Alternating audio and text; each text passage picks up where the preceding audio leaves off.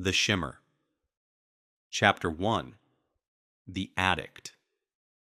I woke to the sound of someone banging on the wall next door. My head pounded and my throat felt like I'd swallowed glass.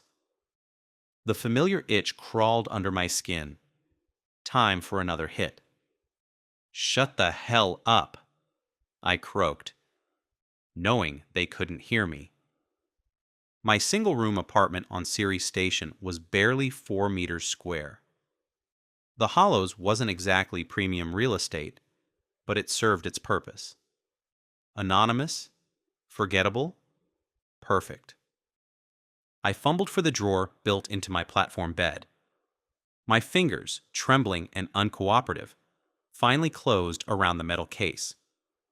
Inside sat my inhaler and 3 vials of shimmer dust, crystalline powder that glitter even in the dim light filtering through my grimy window. My last 3 hits until I made some deals today. Just get through the morning, I told myself, loading a vial into the inhaler. I pressed the device to my lips and triggered the release. The inhaler hissed as it aerosolized the dust. I inhaled deeply, feeling the particles coat my throat and lungs. The effect was immediate. My neural interface hummed to life as the shimmer hit my bloodstream. Metallic sheen spread across my skin like quicksilver. The pain vanished, colors brightened, sounds sharpened. The world clicked into focus. For the next 6 hours, I'd be functional. I'd be Trey Weyland, shimmer dealer, survivor. I dragged myself to the sink and splashed water on my face. The mirror showed what I expected. Another Hollows junkie. Gaunt face, dark hair hanging past my shoulders, eyes glowing with Shimmer's distinctive blue-white light. Just another forgettable addict. The lower corridors of Section 38 were my first stop of the day. 3 regular customers waited in the shadows of a defunct ventilation hub, a maintenance worker with trembling hands, a data entry clerk who'd lost her job after getting hooked, and a former security officer whose addiction had cost him his badge. "You're late, Weyland," the ex-security officer grumbled. "Been waiting 20 minutes. "You'll survive the inconvenience," I replied, retrieving small packets from inside my jacket. "Quality's consistent with last week." As I distributed the shimmer, I pulled out a small neural interface scanner, a modified diagnostic tool that could test compatibility and purity. I ran it over each packet before handing it over, checking the readings with practiced precision. "Neural binding coefficient is stable," I told the maintenance worker as he eagerly reached for his packet. "No degradation from the last batch." "How do you know all this technical stuff?" the data clerk asked, watching me adjust settings on the scanner. "Most dealers can barely tell real shimmer from floor sweepings." I shrugged. "Just picked it up along the way." The truth was, I didn't know where this knowledge came from. Sometimes technical terms and procedures flowed from me without conscious thought, especially when I was high on shimmer. Just another mystery in a life full of them. As the clerk handed over her credits, the metallic sheen on my skin flickered. For a split second, I saw myself in a crisp corporate uniform, presenting data at a sleek conference table. A woman with auburn hair smiled at me from across the room. The vision vanished as quickly as it had appeared, leaving me disoriented. "You okay?" the clerk asked, noticing my momentary lapse. "Fine, just a shimmer flash." I pocketed the credits. "Same time next week." As they departed, I leaned against the wall, troubled by the vision. These hallucinations had been increasing lately, glimpses of a life that felt simultaneously foreign and familiar. Just the shimmer playing tricks on an overtaxed neural interface, I told myself. Nothing real. "You're late," Morgan said, stepping from the shadows of the service corridor locals called the Spiral. "Don't recall us setting a specific time," I replied, continuing to walk. She fell into step beside me, mid-40s, close-cropped hair, and the permanent tension of someone who'd spent too many years in Ceres security. No uniform today. Down in the Hollows, that would be a death sentence. "3 deals went down at that corner while I was waiting," she said. "You getting sloppy with your meeting spots?" "Not my deals. I stay off the main paths these days." "Smart. Less smart is keeping me waiting." "You'll survive the inconvenience." We ducked into a narrower passage lit by jury-rigged emergency lighting. The Hollows was a maze of such tunnels, the forgotten infrastructure of Ceres Station's early days. "What have you got for me?" she asked once we were alone. "New supplier moving product through level 42, undercutting everyone by 30%. "That's not sustainable." "That's the point," I said. "They're buying market share. Word is they've got corporate backing." Morgan's eyes narrowed. "Corporate? You certain?" "It's the rumor. Half the dealers down here claim corporate connections to sound important." I knelt at a recycling access panel, checked for witnesses, then removed the cover. From the dark space beyond, I retrieved a small package wrapped in static-resistant film and handed it to her. "Sample of their product, better quality than usual." She tucked the package away. "This isn't enough, Weyland. I need names, distribution points, schedules, information that leads to arrests, not just lab samples." "I'm working on it." "Work faster. Your arrangement with Ceres Security doesn't include unlimited time." Her expression hardened. "I need significant information, the kind that justifies your continued freedom." The metallic sheen on my skin caught the dim light as I crossed my arms. We both knew my position, an addict informing to fund my habit and avoid prosecution. No leverage, no bargaining power. Still, I tried. "I need more credits. The information you want means moving up the chain. That costs—" Morgan laughed without humor. "You've blown through this month's allocation. You want more? Bring me something worth paying for." She turned to leave, then paused. "One more thing. There's talk about someone called Kyper moving into the Hollows. Heard anything?" Something in her tone made me pay attention. "Name's come up. Never met him." "Why?" "He's not your usual dealer. More connected, more dangerous. If you get a chance to make contact, take it." "Sounds like a death wish." "That's why you get paid," she said with a thin smile. "You live in this world. I just visit." She gestured at the package. "Test that sample. Let me know if there's anything unusual about it. And find me something on this new supplier." She disappeared into the labyrinth before I could respond. My neural interface pinged, credits transferred, substantially fewer than I'd hoped. Barely enough for 3 days of Shimmer at current prices. Great. The market level never truly shut down, but it pulsed with Ceres Station's arbitrary day-night cycle.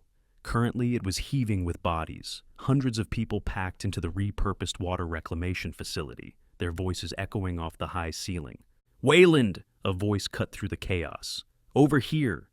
I spotted Wren at her usual stall, surrounded by interface mods and repair equipment. Her implants gleamed at her temples. "Customer or collection?" she asked as I approached.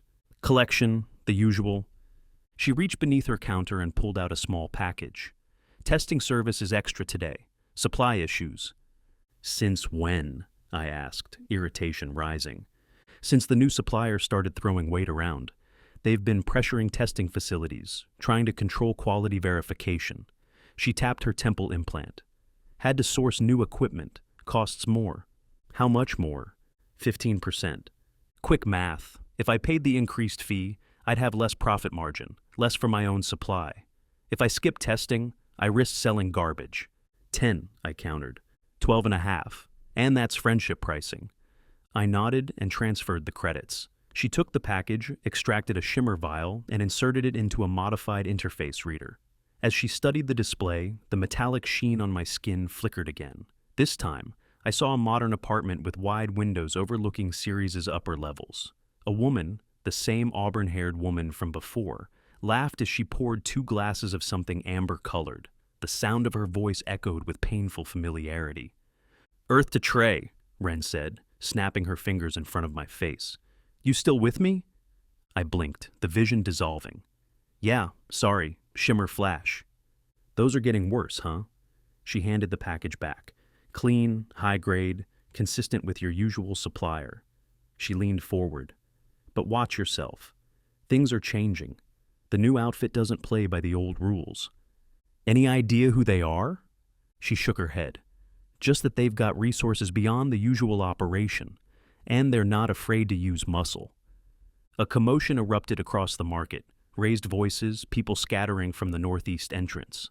My hand moved toward the shock baton, concealed at my waist. "Raid?" I asked Wren. "Not security style," she replied, already packing up her equipment. "Something else." I backed away, heading for the nearest exit. Market disturbances could be anything from dealer disputes to desperate addicts looking for easy targets. Either way, I didn't want to be involved. I'd almost reached a service corridor when someone slammed into me. We both staggered, and I found myself facing a man several centimeters shorter than me, wiry and frantic. The metallic sheen of shimmer coated his skin, his eyes wild with fear. "They're coming!" he gasped. "They know!" "They know." I grabbed his shoulders to steady him. "Who knows what? Calm down, you're spun out." His head jerked side to side. "Vex's guys, they think I skimmed from a package. I didn't. The weight was off when I got it." Vex, an enforcer for one of the larger operations, known for creative punishment techniques. Bad news. "Where are they?" I asked, guiding him toward the exit. "Right behind me. 3 of them. Big guy with the face mod is leading." Face mod meant facial recognition countermeasures, professional muscle, not just Hollow's thugs. "Follow me," I said. Close, quiet, no questions. I pushed through a maintenance door marked with faded warnings. The corridor beyond was lit by red emergency strips. I moved quickly, counting intersections, taking a complex route through the service passages. The stranger followed, breathing hard. We'd made it halfway to a safe exit when voices echoed from an adjoining passage. Vex's men, closing fast. I pulled the stranger into a narrow utility alcove, pressing us both against the wall. 3 figures passed the junction ahead. Large men with the enhanced muscle tone of black market physical mods, led by a hulking figure with a chromium plate covering half his face. "Spread out," the leader ordered. "The little rat can't have gone far." As they separated, one headed directly toward our hiding spot. No time for subtlety. I pushed the stranger behind me and stepped out, shock baton ready. The enforcer spotted me immediately. "You're not Corvus," he said, reaching for a weapon strapped to his thigh. I moved before he could draw. The shock baton connected with his neck, sending him into convulsions. But his cry alerted the others. "Run!" I told the stranger, shoving him toward the exit. 3rd junction, right turn, straight to recycling center. The other 2 enforcers rounded the corner, the leader's face mod glinting in the emergency lighting. "You're interfering in official business, junkie," he growled. "Bad decision." He lunged with surprising speed. I sidestepped, striking his extended arm with precision. He howled as the shock scrambled his nerve signals. The 3rd enforcer circled to flank me, drawing a pneumatic stunner. What happened next surprised even me. My body moved with practiced efficiency, each motion precise and economical. I dropped to avoid the stunner shot, swept the legs from under the 3rd enforcer, then delivered a calculated strike to a nerve cluster at his neck. He collapsed instantly. The leader recovered quickly, throwing a punch enhanced by mechanical implants in his arm. I blocked it with the shock baton, which shattered under the impact. Pain lanced up my arm, but I pivoted and countered with a strike to his throat, followed by a precise blow to the interface implant visible at his temple. The face-modded enforcer stumbled, his implant shorting out in a shower of sparks. His enhanced arm twitched uselessly as the neural connection failed. "Who the fuck are you?" he gasped, backing away. I didn't answer, advancing with methodical purpose until he turned and fled. When the corridor was clear, I sagged against the wall, staring at my hands in confusion. Those weren't the moves of a strung-out shimmer dealer. They were professional, tactical, military, or security training. But I had no memory of ever receiving such training. I found the stranger waiting at the recycling center, huddled behind a processing unit. "That was..." He trailed off, eyes wide. "Where did you learn to fight like that?" "I don't know," I answered truthfully. The combat skills had emerged instinctively, without conscious thought. "Well, wherever it came from, you saved my life." He extended a shaking hand. "Corvus!" "My name's Corvus." I hesitated, then briefly clasped his hand. "Trey. Now get lost before Vex sends more men." "Wait," he said as I turned to leave. "I owe you. I pay my debts." "You don't owe me anything. Everyone needs something in the hollows." His eyes, still glowing with Shimmer's effect, held mine. "Information, protection, connections. I'm good with tech, know things about shipments, hear rumors others don't." I studied him, scrawny, perpetually wired, but with an intelligence behind his eyes that belied his junky appearance. "I work alone," I said finally. "Yeah? How's that working out for you?" He gestured at my shabby clothes and the meager contents of my pockets visible when I'd retrieve my now broken shock baton. I see the premium lifestyle is treating you well? I felt a flash of irritation. What's your point? My point is, you're different. Corvus leaned forward. You've got skills, but you're holding back, playing small. I watch people. It's what I do. And you're not like the other dealers. You're, he searched for the word, deliberate. You don't know anything about me. I know you helped me when there was nothing in it for you. That's enough. He straightened up. Look, you don't have to decide now, but think about it. I know things, you know how to handle yourself.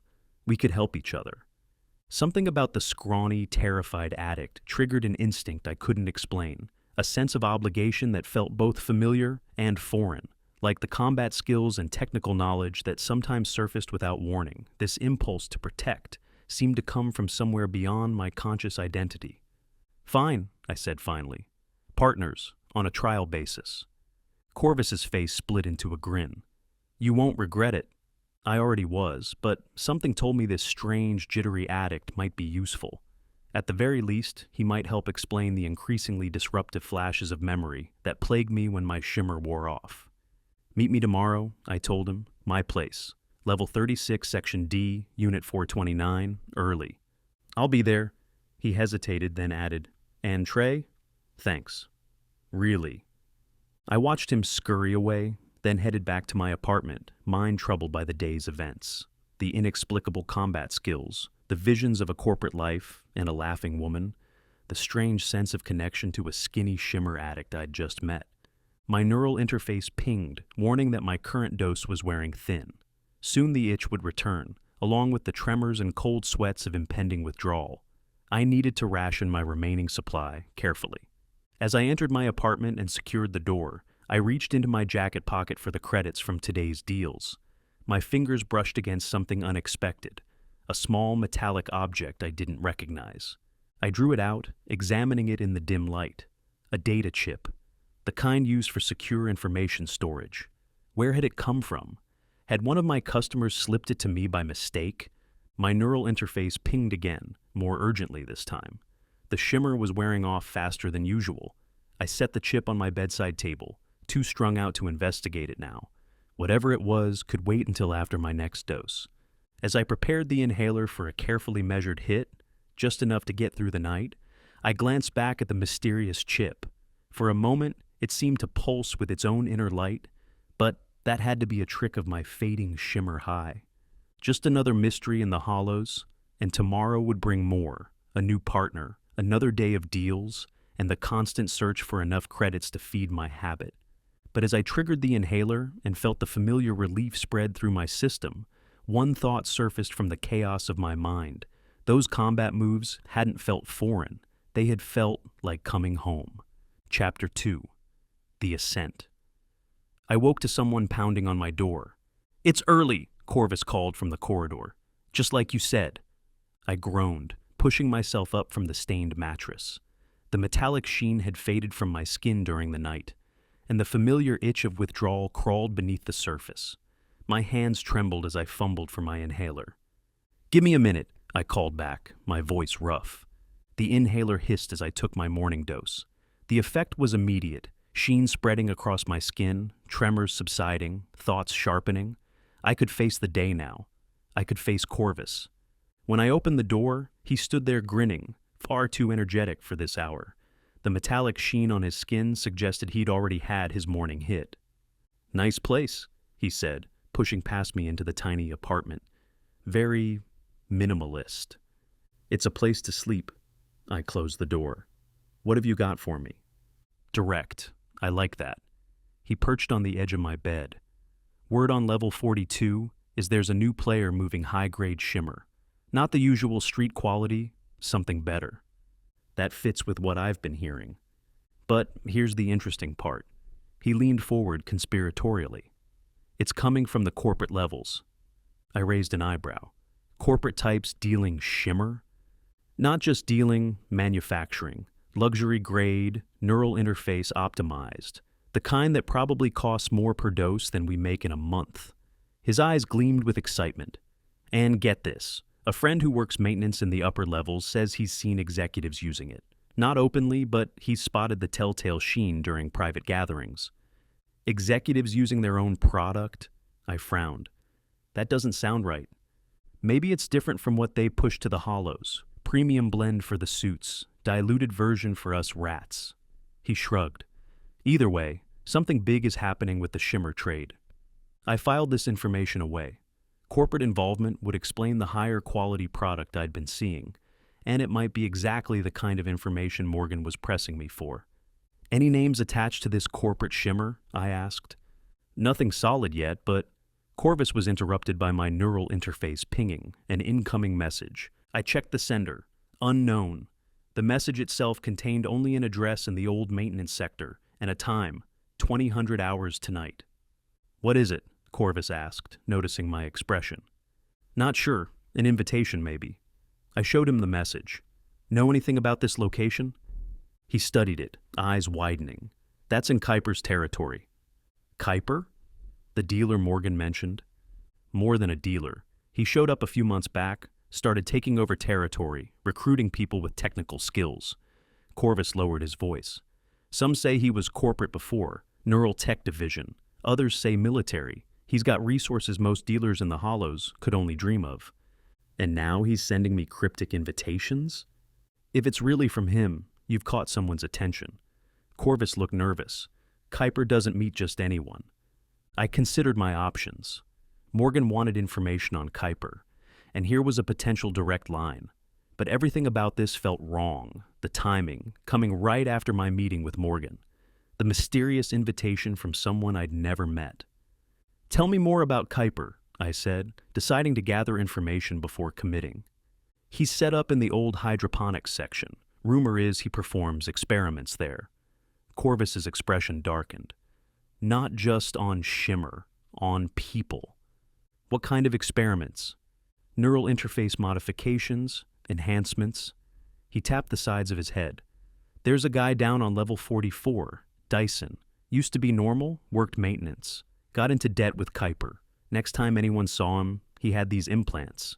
Like nothing I've seen before. Doesn't talk anymore. Just stares and occasionally laughs at nothing.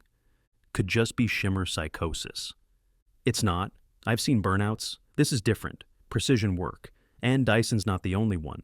There's at least 3 others I've seen with similar modifications. All in Kyper's orbit now. The description sent an inexplicable chill through me. Something about neural modification triggered a sense of dread I couldn't place. Another fragment of memory or emotion from a life I couldn't remember. So, this invitation, I began, is either a big opportunity or a death trap. Corvus grimaced. Maybe both. I pocketed my neural interface. Then we better prepare for either possibility. We spent the day gathering information and supplies. Corvus proved his worth immediately, using contacts throughout the Hollows to map Kyper's territory and identify potential escape routes if things went wrong. I restocked my Shimmer supply, enough to last 3 days if I rationed carefully.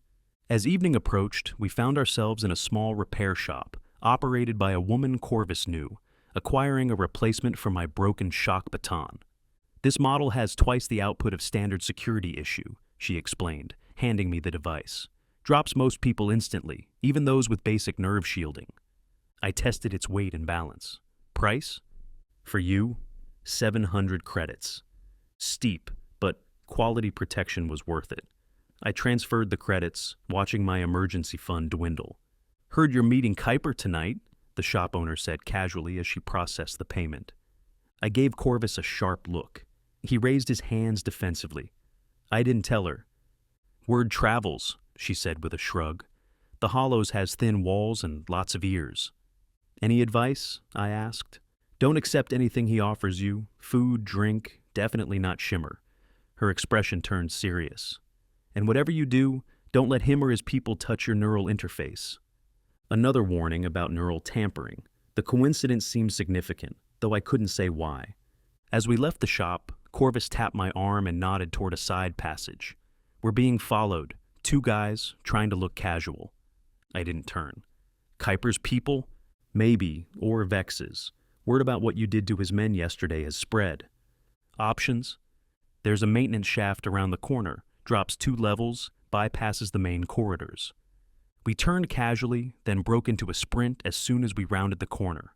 Corvus pulled open a service hatch, and we squeezed through, descending a narrow ladder into the darkness below. The sounds of pursuit faded above us.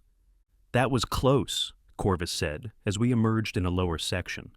"Someone definitely has an interest in your movements. All the more reason to be careful tonight." I checked the time. 4 hours until the meeting. Let's scout the location first. The old hydroponics section had been one of Ceres Station's early attempts at self-sufficiency. Vast chambers where crops once grew under artificial light. After cheaper imports made local production obsolete, the section had been largely abandoned, its equipment scavenged, its spaces left to decay. Or, so I had thought. As we approached through maintenance tunnels, it became clear that someone had reclaimed this area. The corridors were clean, the lighting functional, the air circulation operating at full capacity. Security measures were evident as well. Discrete camera systems, motion sensors, access panels requiring authentication. "This isn't some dealer's hideout," I muttered as we observed from a junction. "This is a full operation." "Told you Kyper was different." Corvus pointed to a schematic he'd pulled up on his neural interface. "The main hydroponics bay is through that control room. Based on power consumption readings, that's where the activity is concentrated." "Any idea what we're walking into?" "None. No one I know has ever been invited inside and come back to talk about it." Reassuring. We retreated to a safe distance, and I composed a message to Morgan using my neural interface. "Following lead on Kyper tonight. Hydroponics section, level 38, bay 12. If no contact by 2300, might need cleanup." I received an immediate ping of confirmation. "There," I said. "Now we've got a safety net, of sorts." Corvus didn't look convinced. "Security doesn't care about addicts disappearing in the hollows." "Morgan's different." "Different how?" I didn't have a good answer for that. Morgan used me as much as I used her. But something about her, perhaps just self-interest in her informant, made me believe she'd investigate if I disappeared. "She needs me," I said finally. "For information." Time passed slowly as we waited, watching the entrance to the hydroponics section from our vantage point. 20 minutes before the appointed time, I took a carefully measured dose of Shimmer, enough to appear functional, but not so much that my judgment would be impaired. "Ready?" I asked Corvus. He looked terrified but nodded, as I'll ever be. We approached the main entrance, and I sent a simple message to the address that had contacted me earlier, "Here for the meeting." The door slid open immediately. The control room beyond was immaculate, restored to better than original condition, with updated equipment and enhanced monitoring systems. Through the observation window, I could see the main hydroponics bay had been transformed. Instead of plant cultivation equipment, it now housed what looked like a combination of laboratory and social space. Strange apparatus lined the walls. In the center, several comfortable seating areas were arranged around a circular platform. Most striking were the people, about 20 of them, all bearing the metallic sheen of Shimmer users, but with variations I'd never seen before. Some had patterns in their sheen, geometric designs that shifted and moved. Others had concentrated glow around their eyes or temples, suggesting implants similar to what Corvus had described. "Holy shit," Corvus breathed beside me. "It's like a Shimmer showcase in there." A door at the far end of the control room opened, and a tall, lean man entered. He moved with deliberate grace, his metallic sheen more pronounced than anyone I'd ever seen, not just coating his skin, but seeming to emanate from within, pulsing with each heartbeat. Elaborate implants traced patterns at his temples and down his neck, disappearing beneath his high-collared shirt. "That's Kyper," Corvus whispered unnecessarily. Kyper turned directly toward the window where we stood, as if he'd heard Corvus's whisper through the soundproof glass.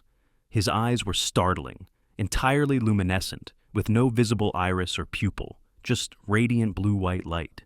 He smiled and gestured for us to enter. "I guess we're expected," I said, heading for the door connecting the control room to the main bay. Corvus grabbed my arm.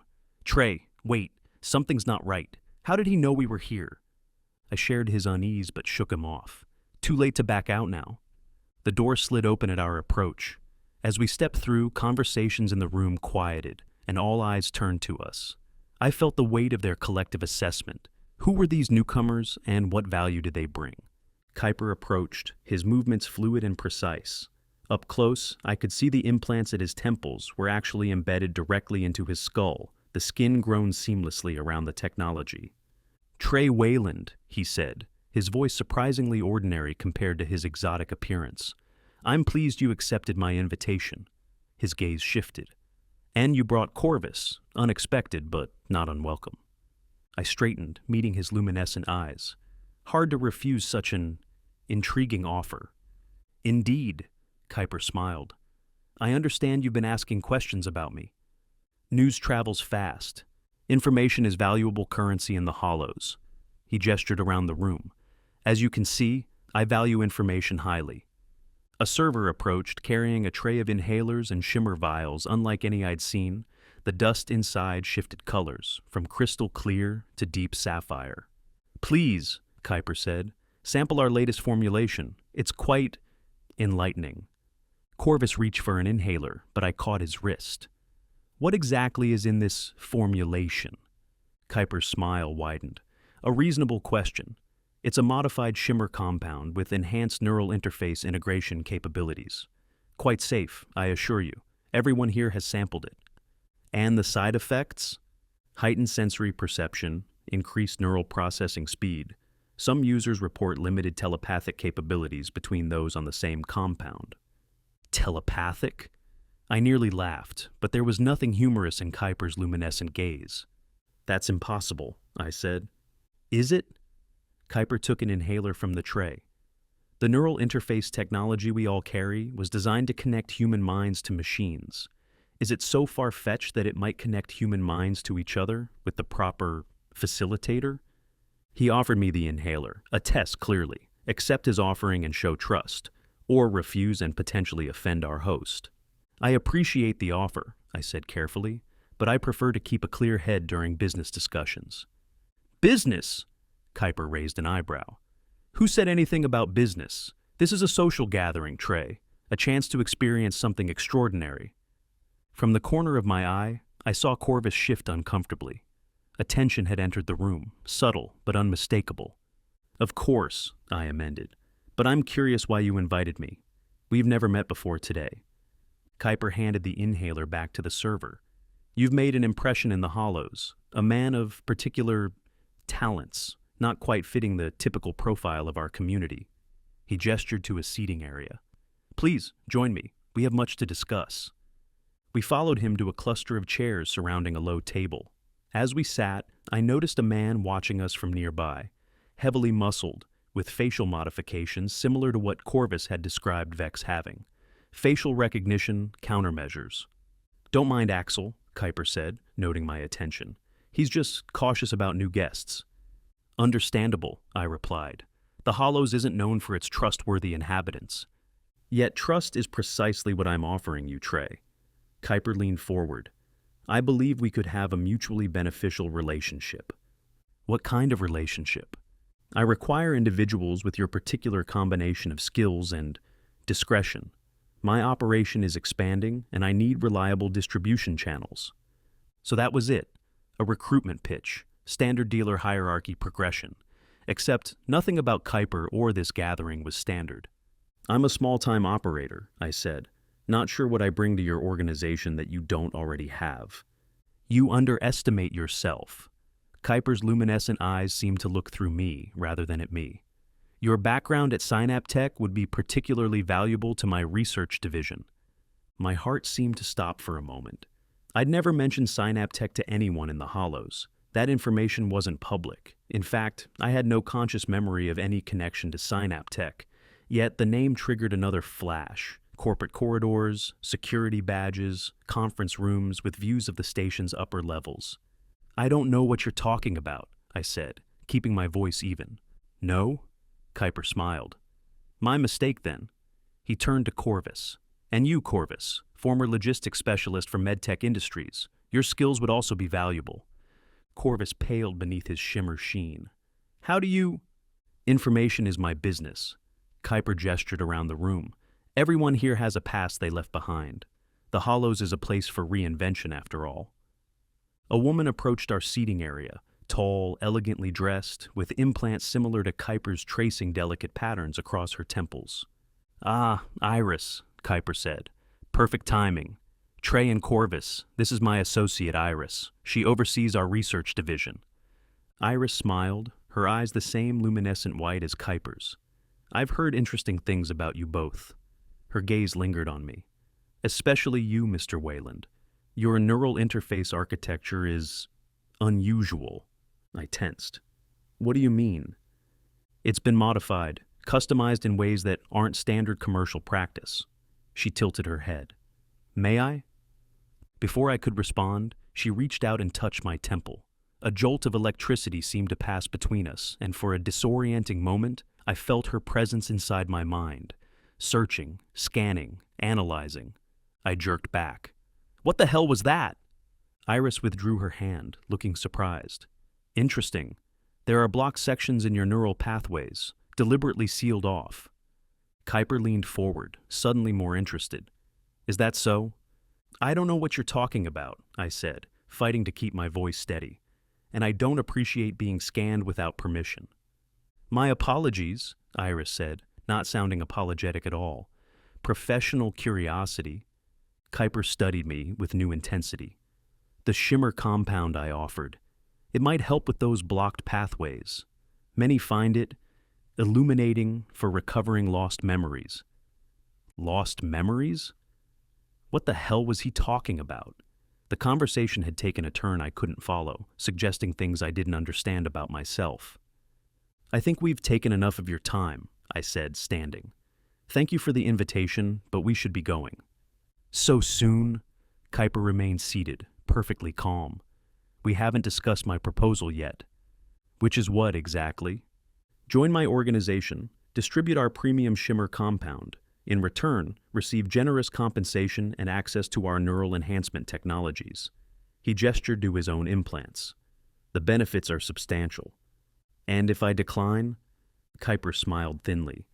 "Then you walk out that door and continue your small-time operation in the hollows. No harm done." It sounded reasonable, but nothing about this situation felt right. The way they knew about my past, Iris's scan of my neural interface, the talk of blocked memories, all of it set off alarm bells. "I'll need time to consider your offer," I said. "Of course." Kyper nodded. "Take this as a gesture of good faith."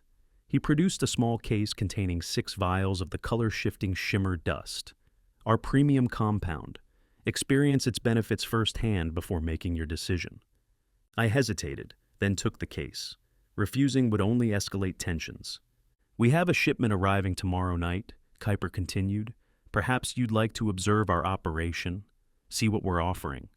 "Where and when?" "Docking Bay 17, midnight. Ask for Axel." He nodded toward the muscular man with the face mods. "I'll think about it." Kyper rose smoothly. "Do that, but don't think too long, Trey Weyland. Opportunities like this are rare in the hollows." As we turned to leave, Iris caught my arm. "The blocked pathways in your neural interface," she said quietly. "They weren't placed there by accident. Someone very skilled wanted to keep you from accessing certain memories." I pulled my arm free. "I don't know what you're talking about." Her luminescent eyes held mine. "I think you do, or at least part of you does." We left without further conversation, retracing our steps through the control room and back into the maintenance corridors. Once we were several junctions away, Corvus finally spoke. "What the fuck was that about? Blocked memories? Neural pathways?" "I don't know." My head was pounding, a pressure building behind my eyes. She was probably just trying to unsettle me. "Well, it worked."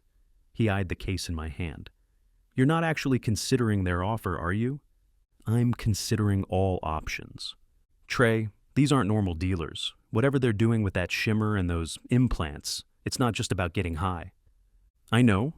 I stopped walking and faced him. "What about you? How did they know about your past at MedTech?" He looked away. "I don't know. I haven't told anyone about that. Just like I haven't told anyone about Synaptech." The pressure in my head was increasing. Something's not right about this whole situation. We continued in silence until we reached an abandoned recycling hub, a massive chamber housing sorting machinery that separated recyclables from organic matter. The noise would mask our conversation. "We need to tell Morgan about this," I said. "The security agent? Are you crazy? This goes way beyond some dealer investigation. She needs to know what Kyper is doing. Those implants, the modified shimmer, it's dangerous." "And what exactly will you tell her? That some dealer has fancy tech and offered us a job? That's not exactly a crime." He had a point. I didn't have enough concrete information to justify a security response, and something held me back, an instinct that said, keep this to myself until I understood more. "Fine. We'll wait until after we check out this shipment tomorrow." I tapped the case of premium shimmer. "In the meantime, I want to test this stuff." Corvus looked alarmed. "After what just happened?" "That woman literally read your mind with a touch." "Not my mind, my neural interface." I frowned. "And I want to know how she did it." "By taking their super shimmer? That's your plan?" "You got a better one?" He sighed. "Number. But I don't think getting deeper into Kyper's world is the answer here. Sometimes you have to get closer to something to understand it." "Yeah, that strategy works great with black holes and venomous snakes." He ran a hand through his hair. "Look, I'll help you check out this shipment tomorrow, but after that, I think we should walk away. Find a different supplier, maybe even a different station." I didn't respond. Walking away wasn't an option, not with Morgan expecting results, not with my shimmer supply running low, and not with the questions Iris had raised about blocked memories in my neural interface. My hand drifted to my temple, probing the skin where my interface connected to my brain. Was it possible? Could there be memories I couldn't access, deliberately sealed away? And if so, who had put them there, and why? The pressure behind my eyes intensified, bringing a sharp stab of pain. I winced, digging my fingers into my temple. "You okay?" Corvus asked. "Just a headache." I took out my regular inhaler. "Need a hit." "Maybe you should wait. We don't know how this high-grade stuff Kyper gave you will interact with regular shimmer." He was right, but the growing itch under my skin didn't care about sensible precautions. I triggered the inhaler, breathing in the familiar dust. The effect was immediate and unexpected. Instead of relief, the pain in my head exploded into white-hot agony. I dropped to my knees, the inhaler clattering to the floor. Images flashed through my mind, fragments, snapshots, disconnected moments. A woman laughing, a corporate office with a view of Earth, a shuttle terminal, blood on my hands. "Trey!" Corvus's voice seemed to come from very far away. "What's happening?" I couldn't answer. The images kept coming, faster now. A proposal ring in a small box, a vacation itinerary for Ganymede, a flash of movement, ducking behind cargo containers, gunshots, screaming. Then darkness. When I opened my eyes, I was lying on the floor of the recycling hub. Corvus knelt beside me, his face tight with worry. "You back with me?" he asked. I sat up slowly, my head still throbbing, but the white-hot pain gone. "How long was I out?" "Just a couple minutes. You had some kind of seizure." He picked up my fallen inhaler. "What happened?" I rubbed my temples, trying to make sense of the images I'd seen. They felt like memories, but not mine. Or not entirely mine. Like watching someone else's life through a fractured lens. "I don't know," I said. "Some kind of reaction between Kyper's shimmer and my regular supply, maybe." But I didn't believe that explanation. Not after what Iris had said about blocked pathways in my neural interface. Not after seeing those fragments of a life I didn't remember living. "We should get you back to your place," Corvus said, helping me to my feet. "You need to rest." I nodded, too disoriented to argue. But as we made our way through the hollows toward my apartment, one image kept repeating in my mind, the woman laughing, her face so familiar it made my chest ache with recognition. Who was she? And why couldn't I remember? The next morning found me huddled on my bed, still shaken by the seizure and the memory fragments it had unleashed. Corvus sat on the floor, watching me with concern. "You don't look good," he said. "I'm fine." I wasn't, but admitting weakness in the hollows was dangerous. "Just need to clear my head before tonight." "About that." Corvus shifted uncomfortably. "I've been thinking, maybe we shouldn't go to the shipment meeting. We need to know what Kyper's bringing in. After what happened when you mixed those shimmer types, what if it's some kind of trap? What if they're specifically targeting you? Why would they target me? But even as I asked, I knew there was something to his concern. Kyper had mentioned Synaptech. Iris had found blocked pathways in my neural interface. They knew things about me that I didn't know myself. Corvus leaned forward. I've heard some crazy stuff since last night. Been asking around about Kyper, carefully. Did you know he worked at Synaptech before coming to the Hollows? I stared at him. What? Neural Interface Division, left suddenly about 6 months ago. No one knows why. He met my gaze. Same place he says you worked. The pieces weren't fitting together in any way that made sense. Synaptech, the blocked memories, the woman in my visions, Kyper's interest in me. The neural interface system I use in my shipments at MedTech, Corvus continued. It's manufactured by Synaptech, standard across the station system. But the specs I saw for Kyper's modified Shimmer suggest it's designed to target Synaptech interfaces specifically. Why would he design a drug to target specific neural interface models? I don't know, but combined with those implants and the talk about accessing blocked memories, he shrugged. I'm just saying, there's more going on here than a dealer looking to expand his territory. My neural interface pinged with an incoming message from Morgan. Need update. Meeting point alpha. 30 minutes. I have to meet Morgan, I said, standing carefully to test my balance. The after effects of the seizure had mostly faded, but a dull headache persisted. You gonna tell her about the seizure? About Synaptech? I considered the question. Morgan was pressing for information on Kyper, but I still didn't know how much to trust her. And after the incident last night, I was even less certain about who I could trust, including myself. I'll tell her enough to keep her interested, I decided, but not about the seizure or the memory flashes, not until I understand what they mean. Corvus nodded. Smart. I'll dig deeper on Kyper and Synaptech while you're gone. Be careful. If Kyper has people watching us, I know how to move around the Hollows without being noticed. He grinned. It's how I've survived this long. Meeting Point Alpha was a maintenance junction near the lower agricultural section, an area with enough legitimate traffic to explain our presence, but secluded enough for private conversation. I arrived early, scanning the approaching passages for any sign of surveillance. Morgan appeared right on time, emerging from a cross corridor with her usual purposeful stride. Weyland, she greeted me, eyes narrowing as she took in my appearance. You look like hell. Rough night. I gathered from your message. What happened with Kyper? I gave her a carefully edited version, the gathering, Kyper's recruitment pitch, the offer to observe a shipment. I omitted the mention of Synaptech, Iris's scan of my neural interface, and the seizure afterward. He's offering you a position in his organization? Morgan's interest was clearly piqued. This is exactly the opening we need. If you can get close to his operation... It's not that simple, I interrupted. This isn't your typical Hollows dealer. His operation is sophisticated, heavily secured, and the shimmer he's producing is different from anything I've seen. Different how? Modified to enhance neural interface connectivity. Claims it creates heightened sensory perception, accelerated processing.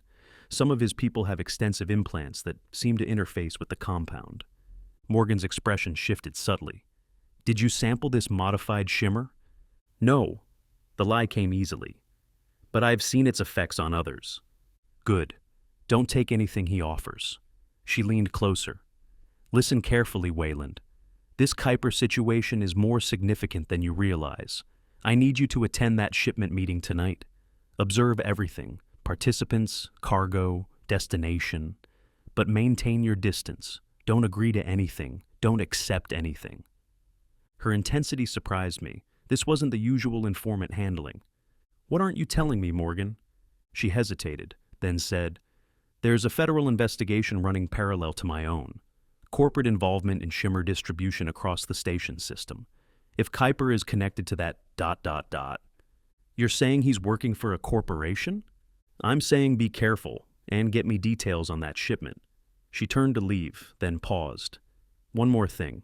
Anyone mention Synaptech to you? My heart rate spiked. Should they have? Just something that came up in another investigation? Her gaze was unreadable. Let me know if you hear anything.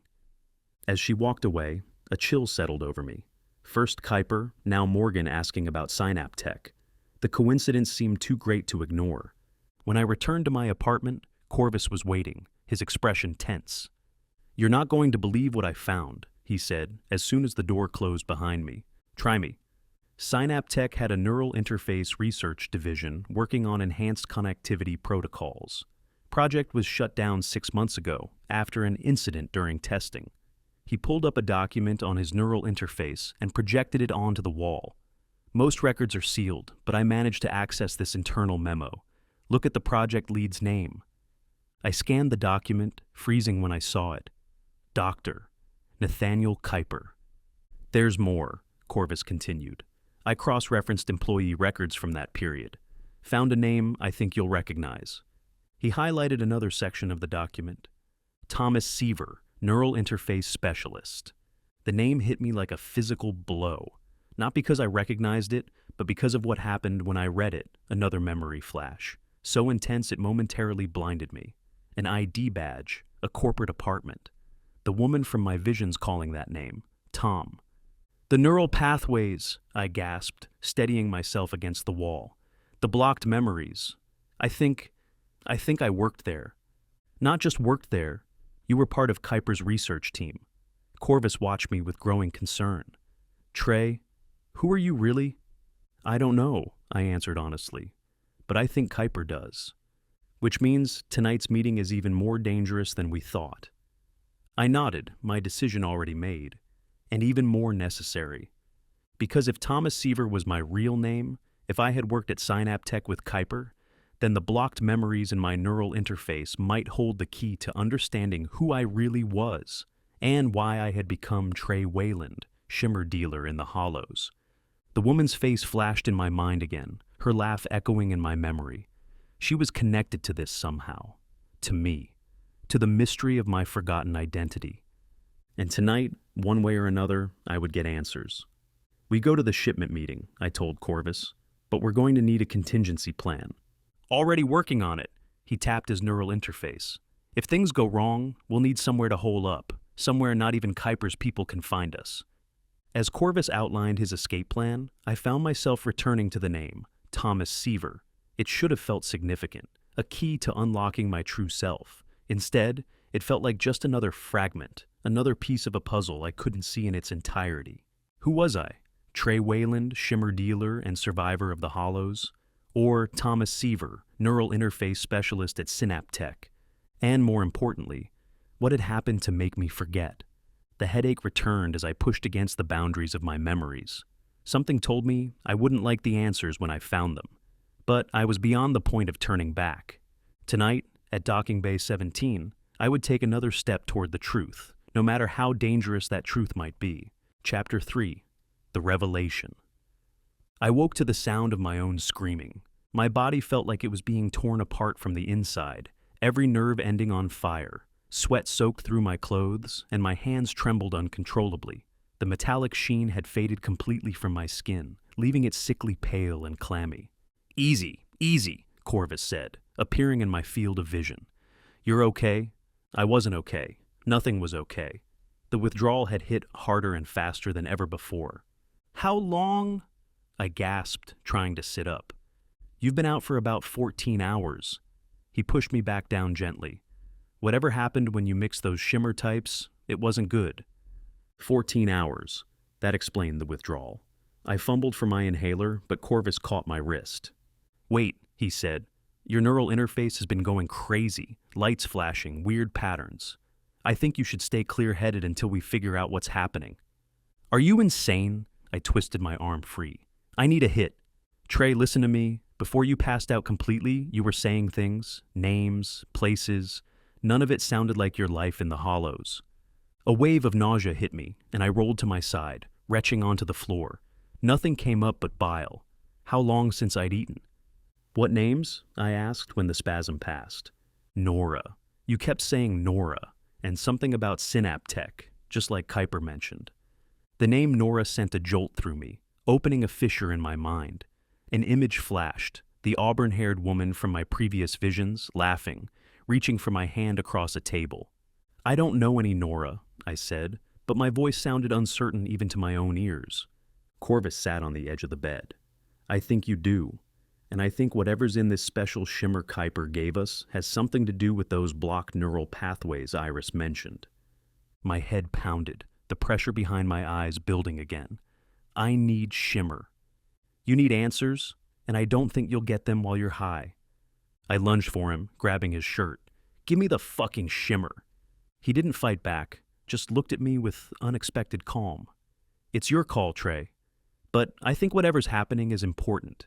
Maybe more important than staying comfortable. There's nothing comfortable about withdrawal, I spat, releasing him. I know. He rubbed his wrist, where the telltale puncture marks of an injector showed beneath faded shimmer sheen. Trust me, I know. I closed my eyes, fighting the pain rippling through my body. Corvus was right about one thing. Something strange was happening. The seizure, the memory fragments, Iris's comment about blocked neural pathways. And now, this name, Nora. A name that felt like a key turning in a lock I hadn't known existed. How long until the shipment meeting? I asked, forcing my eyes open. We missed it. It was last night. His expression was grim. And Kyper's people have been asking about you. Vex's crew is looking too. Word is there's a substantial reward for information on our whereabouts. Where are we? I looked around, realizing this wasn't my apartment. Abandoned maintenance hub on level 52. No one comes down here since they upgraded the circulation systems. He glanced nervously at the door. But we can't stay much longer. Too many people hunting for us. I forced myself to focus through the pain. 6 hours, I said. Give me 6 hours with no shimmer. Let's see what happens. If nothing changes, I take a hit. Corvus looked skeptical. 6 hours of withdrawal is going to be hell. I'm already there. I grimaced as another wave of pain hit. Might as well see if there's a reason for the trip. He nodded and stood. I'll get you some water. And something to throw up into that isn't your floor. As he moved away, I noticed something on a makeshift table beside the bed, a small metallic object I didn't recognize. I reached for it with a shaking hand. It was a data chip, the kind used for storing personal information, photos, messages, small files. The same chip I'd found in my pocket the day before meeting Kyper. Where had it come from? I turned it over in my palm, and something clicked in my neural interface. A connection establishing automatically. My vision blurred as data flowed directly into my interface. Not just data, memory, my memory. A cascade of images, sounds, feelings that had been locked away. My real name wasn't Trey Weyland, it was Tom Seaver. And Nora wasn't just a name, she was my wife. The pain of withdrawal receded into the background as the blocked pathways in my neural interface opened, releasing a flood of suppressed memories. I remembered everything. My job as a mid-level manager at Synapse Tech, our apartment in the mid-levels of Ceres, our planned vacation to Ganymede. I remembered proposing to Nora a year earlier, how she'd laughed and cried at the same time. I remembered our small wedding ceremony, just us and a few friends. And I remembered the last day of our vacation on Ganymede when we'd taken a wrong turn near the docking bays. We'd stumbled upon a meeting, men exchanging cases, others standing guard. A smuggling operation. We'd tried to back away quietly, but someone spotted us. The shooting started. Nora fell. I felt the impact of bullets, searing pain, then nothing. I'd woken in a hospital days later. They told me Nora was dead. A random act of violence, they said. Wrong place, wrong time. But I'd seen their faces. I knew it wasn't random. When the authorities dismissed my claims of a smuggling operation, I'd made a decision. I would find the people responsible myself. I created a new identity, Trey Weyland, Shimmer-addicted, and small-time dealer, and disappeared into the hollows. I'd encrypted my memories and sealed them in my neural interface to become Trey completely, protecting my true identity while I hunted for Nora's killers. The data chip was my insurance policy, a way to recover who I really was if something went wrong. But somewhere along the way, I'd lost myself. The Shimmer addiction had started as part of my cover, but it became real. I'd forgotten my mission, forgotten Nora, forgotten Tom Seaver. Until now. Here's water in a bucket, Corvus said, returning to my bedside. He frowned. You okay? You look different, I finished for him, my voice hoarse. I remember, Corvus. Remember what? Everything. I closed my hand around the data chip. My name isn't Trey Weyland. It's Tom Seaver. I worked for Synaptech before coming to the Hollows. I had a wife named Nora. Corvus sat down slowly on the edge of the bed. What happened to her? She was murdered. We both were shot. I survived. The memories were crisp now, painfully clear. We witnessed a smuggling operation on Ganymede during our vacation. Shimmer smuggling. And you came to the Hollows to find the killers, Corvus said, putting it together. Became an addict as your cover. I nodded. I encrypted my real memories, buried them deep in my neural interface, created a new identity. But somewhere along the way, I forgot why. The addiction became real, and I lost sight of my purpose. Until Kyper's special shimmer triggered something. And Iris noticed the blocked pathways. I rubbed my temples. But how did they know about Synaptech, about my past? Corvus looked troubled. I don't know, but it can't be coincidence that they approached you specifically. My mind raced with implications. If Kyper knew about my past, did he know about Nora's murder? Was he connected to the smuggling operation we'd witnessed? The shipment we missed, I said. It might be connected to what I saw on Ganymede. Or it might be a trap. Corvus eyed me skeptically. You're talking about corporations being involved in Shimmer smuggling. That's bigger than some dealer turf war. I know exactly how big it is. A memory surfaced. One of the men at the smuggling operation had worn a corporate insignia. I hadn't recognized it at the time, but now, with my Synaptech knowledge unlocked, I did. Horizon Corp. The habitat manufacturer. They're involved in Shimmer smuggling. One of their representatives was there when Nora was killed. I swung my legs over the side of the bed, fighting a wave of dizziness. We need to get back to my apartment. The data chip had more information. Evidence Nora was gathering about corporate involvement. I need to review it all. Trey, Tom, whatever your name is, you can barely stand, and you're deep in withdrawal. He was right. My body was betraying me, shaking uncontrollably, sweat pouring off me despite the chill I felt. But now that I remembered my purpose, my mission, I couldn't afford to wait. I need just enough shimmer to function, I said. A small dose, not enough to cloud my thinking. Corvus hesitated, then reached into his pocket and produced a vial, not the special compound from Kyper, but regular shimmer. This is my emergency supply. You sure about this? I took the vial with shaking hands. Number, but I'm doing it anyway. The inhaler hissed, and I breathed in the dust. The relief was immediate but carefully controlled, just enough to stop the worst withdrawal symptoms, not enough to send me into the usual shimmer haze. As the metallic sheen spread lightly across my skin, I felt the dueling identities in my mind. Tom Seaver, with his memories of Nora and his driving need for justice, and Trey Weyland, with his street knowledge and survival instincts. For the first time, I was conscious of both simultaneously. I need to contact Morgan, I said, activating my neural interface messaging system. You sure that's wise? Corvus asked. If corporations are involved in Shimmer smuggling, how do you know Ceres' security isn't compromised? Another memory clicked into place. Morgan's unusual interest in Kyper, her insistence that I make contact. Was she investigating the corporate connection independently, or was she part of it? You're right, I said, canceling the message. We need more information first. I stood carefully, testing my balance. The small dose of shimmer had steadied me enough to function, though I was far from 100%. You should stay here, I told Corvus. It's safer. He shook his head firmly. Not happening, partners, remember? This isn't your fight. It is now. He crossed his arms. Besides, you still look like shit. Someone needs to watch your back. I didn't have the energy to argue, and truthfully, I was grateful for his company. The Trey Weyland part of me, at least, had come to trust Corvus in our short partnership. We need to be careful, I said.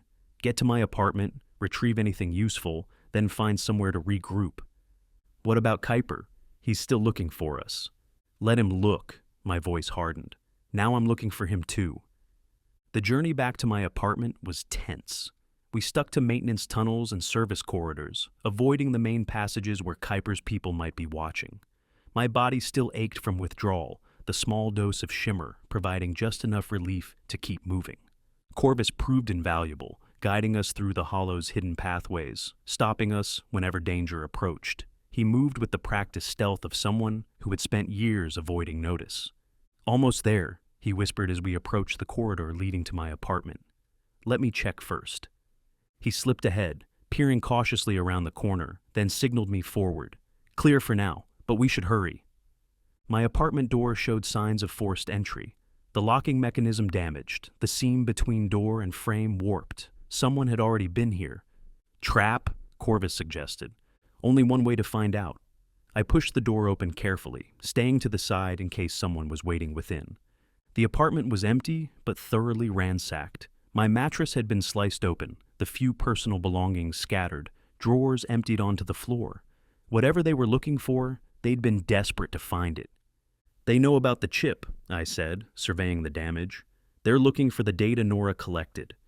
"Did they find it?" I shook my head. The chip I had contained just enough to unlock my memories, but not the full data. That's stored elsewhere. I moved to the sink, prying loose a panel beneath it to reveal a small cavity. "Here." From the hiding place, I retrieved another data chip, this one larger and more sophisticated. Nora's evidence. Corporate shipping manifests, financial transactions, communication logs, everything connecting Horizon Corp to Shimmer distribution. "And you've had this the whole time? Even as Trey?" Part of me must have remembered enough to keep it safe. I secured the chip in an inner pocket. "Let's get out of here before—" A noise from the corridor cut me off. Voices approaching, heavy footsteps. At least 3 people. "Back door?" Corvus whispered urgently. "There isn't one."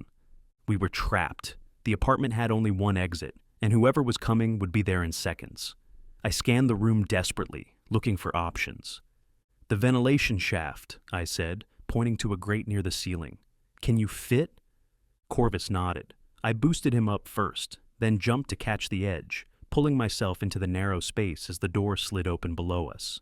We froze, not daring to breathe, as 3 figures entered the apartment. "Looks like someone beat us here," a familiar voice said. Vex, the enforcer with the face mod. "Place is already torn apart." "Kyper said we need to find him," another voice replied. "And any data chips he might have." "What's so important about this junkie anyway?" a third person asked. "Above our pay grade," Vex answered. "But the reward doubled this morning. That should tell you enough." From my vantage point in the ventilation shaft, I could see them searching through the already ransacked apartment, checking places the previous intruders might have missed. "Think he's still in the hollows?" one asked. "Nowhere else for a Shimmer junkie to go," Vex replied. "Put the word out. Extra credits for any sighting. Double if it leads to capture. Focus on Corvus, too. They're likely still together." They continued their search for a few more minutes before giving up. "Nothing here," Vex concluded. "Check the adjacent units. Maybe he stashed something with a neighbor." After they left, we waited in painful silence for several minutes, making sure they were truly gone. The ventilation shaft was cramped and uncomfortable, the metal edges digging into my skin. "That wasn't a dealer's search team," Corvus whispered when it seemed safe. "That was a professional operation." I nodded. "Horizon Corp is cleaning up loose ends, me being one of them." We carefully extracted ourselves from the ventilation shaft, dropping back into the apartment. There was nothing worth salvaging here. Anything of value had been taken or destroyed. "We need a secure location," I said. "Somewhere to review Nora's data and plan our next move." Corvus thought for a moment. "I know a place, old circulation system maintenance hub. No one uses it anymore.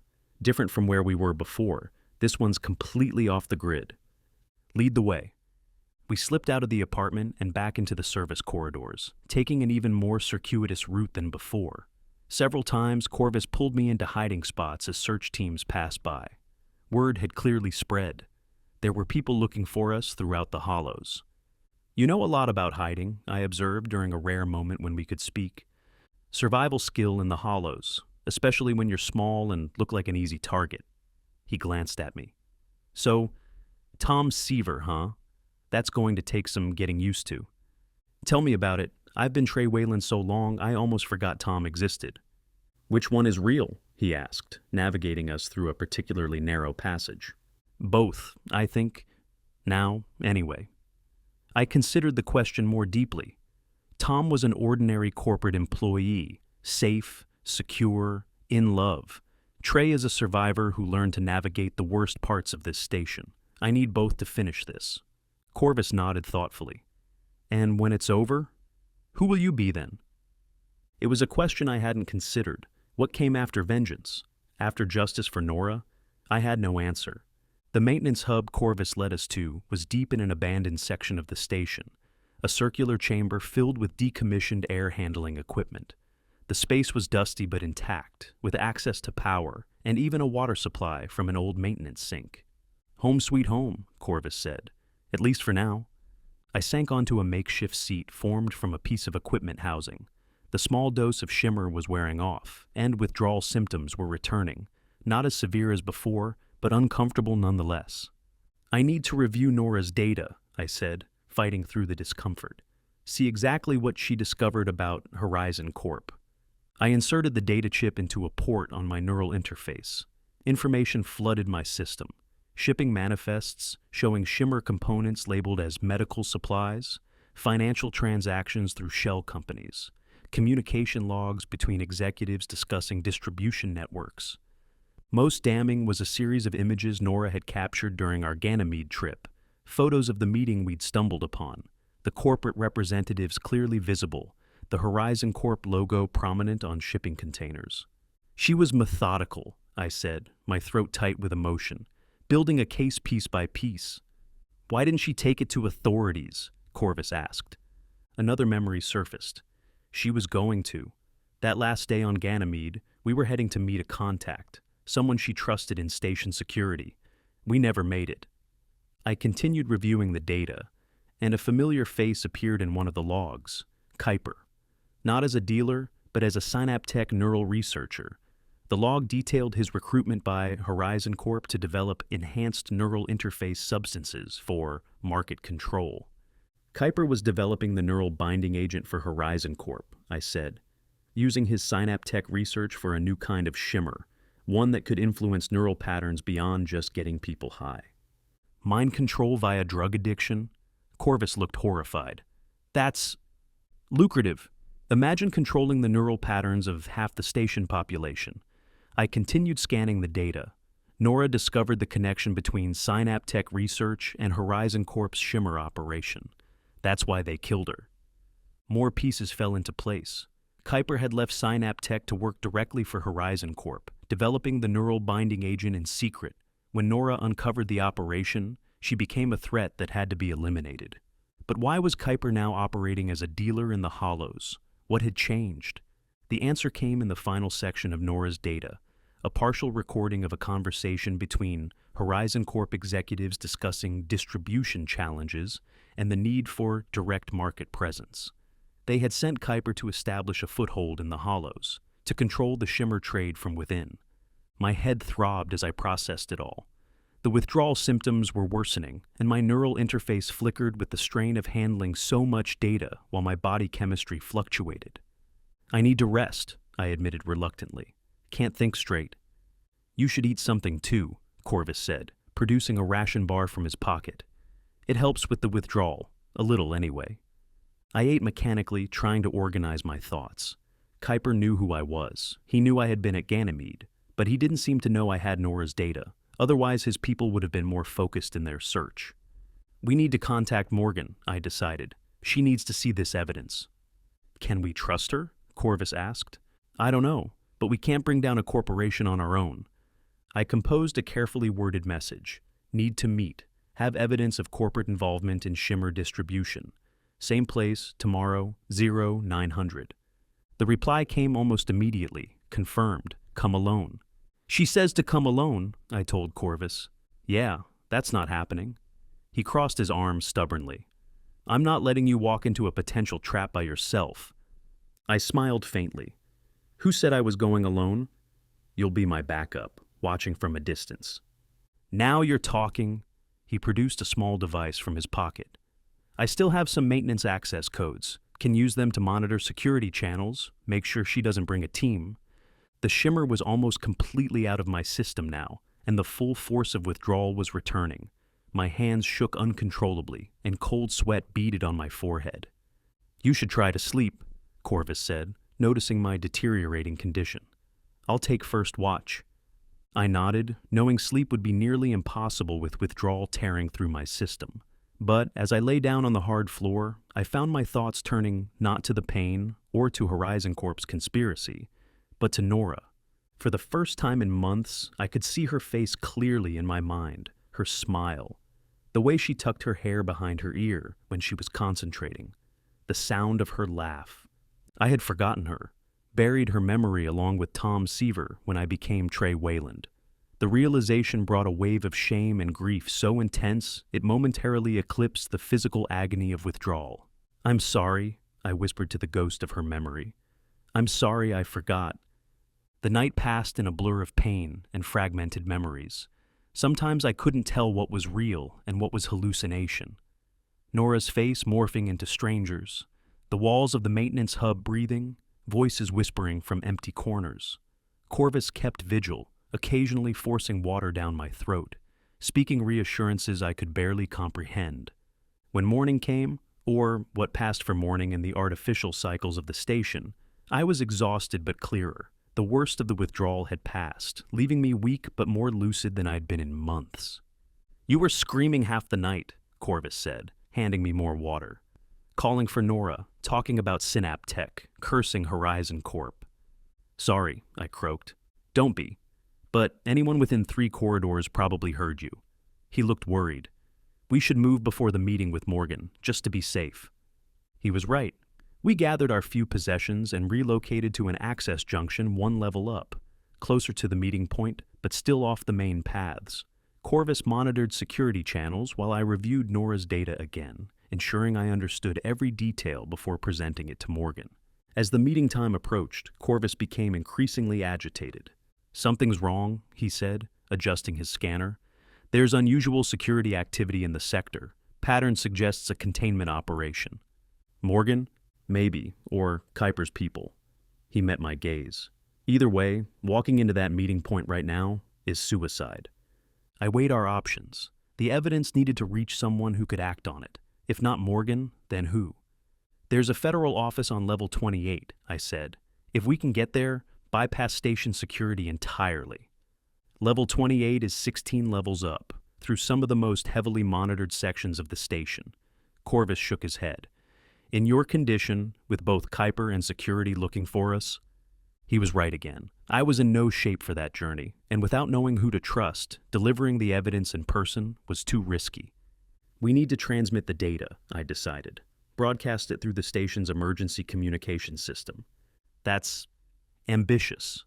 Corvus looked skeptical. "Those systems are heavily secured." "I worked at Synapse Tech, neural interface systems, including communication networks." I tapped my temple. Now that I remember my training, I might be able to access the emergency channels. "From where?" "We'd need a direct connection to a main communication node." I thought for a moment. "There's a substation on level 42, handles emergency broadcasts for the lower levels. Minimal security because it's in a high crime area." "That could work," Corvus agreed. "But we'd need a distraction, something to keep Kyper's people and security focused elsewhere." A plan was forming in my mind, risky, potentially suicidal, but with a chance of success. "The distraction will be me," I said. "I'll arrange to meet Morgan, draw attention there. You take Nora's data to the communication substation and broadcast it throughout the station." "What?" No! Corvus looked horrified. "That's not a plan. That's a sacrifice." "It's the best chance we have. The data is what matters. Evidence of corporate corruption that affects everyone on this station." "And what happens to you? You just get captured or killed after coming this far?" "I'll have a backup plan." I wasn't sure what that plan was yet, but I needed Corvus to agree. "This is bigger than me, Corvus. Bigger than Nora's murder. This is about stopping a corporation from controlling people's minds through addiction." He stared at me for a long moment. "There has to be another way. If you think of one in the next hour, I'm all ears." I transferred a copy of Nora's data to his neural interface. "If not, we go with my plan." Reluctantly, he began reviewing the transmission protocols for the emergency communication system. I composed a new message to Morgan. "Location compromised. New meeting point. Maintenance Junction 344-B. Same time. Her reply came quickly. Understood. We'll be alone? I didn't believe her, but it didn't matter. The meeting was now a diversion, not the main event. As Corvus worked, I struggled with the growing symptoms of withdrawal. Without Shimmer, my body was protesting violently, shaking, sweating, waves of nausea. But my mind was clearer than it had been in months, focused on the mission, on justice for Nora. I think I've got it, Corvus said finally. The emergency system has a vulnerability in its authentication protocol. With your Synaptech access codes, we might be able to override it. Good, I checked the time. 30 minutes until the meeting with Morgan. You should head to the communications substation now. He hesitated. I still don't like this plan. It's the only one we've got. Corvus looked like he wanted to argue more, but instead, he did something unexpected. He hugged me quickly, awkwardly. Don't get yourself killed, Tom, he said, stepping back. You're the only friend I've got in this hellhole. The sentiment caught me off guard. In my single-minded focus on Nora's justice, I hadn't fully considered what this partnership meant to Corvus. For him, this wasn't about vengeance or lost love. It was about the only real connection he had in the Hollows. I'll do my best, I promised. Now go. After he left, I checked the data chip one last time, ensuring the original was secure. Then I prepared for my meeting with Morgan, knowing it was likely a trap, but seeing no alternative. As I made my way toward Maintenance Junction 344-B, every shadow seemed to hide a potential enemy. My body felt weak from withdrawal, my reactions slower than normal, but my mind was sharp, driven by a clarity of purpose I hadn't felt since before becoming Trey Weyland. I would face whatever waited at that junction, Morgan, Kyper's people, Horizon Corp security. I would create the distraction Corvus needed to broadcast the truth, and whatever happened after that, Nora would have justice. It was time to finish what we had started on Ganymede. When I arrived at the junction, it appeared deserted.